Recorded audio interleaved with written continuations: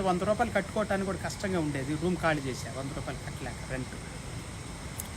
So bore దగ్గరికి వెళ్ళి రాత్రుల్లో వచ్చి బోర్ దగ్గరికి వెళ్ళి అక్కడ ఆ జత బట్టలు ఉతుక్కొని ఆ టవలు కట్టుకొని లుంగి కప్పుకొని ఓ చేప ₹10 ఈత చేప దొరికేది. ఈత చేప అంటే సన్నది కాదు, ఈ ఈత చెట్లు యొక్క చేప ₹10 ఇచ్చేవాళ్ళు. అది వేసుకునేవాడిని. ఇక అవే చక్కగా పనుకునేవాడిని, నీళ్లు తాగేసేసి. అన్నం కూడా ఉండేది కాదు. ఎవరు పెడతారు? ఎవరైనా పెడితే తినేవాడు, లేకపోతే లేదు. దేవుడు అన్నాడు, ఎవరిని అడుక్కోవద్దు, నీ కష్టాలు చెప్పొద్దు, నీ బాధలు చెప్పొద్దు, నేను అద్భుతాలు చేసిన తర్వాత చెప్పు సాక్షిని కృతజ్ఞతగా.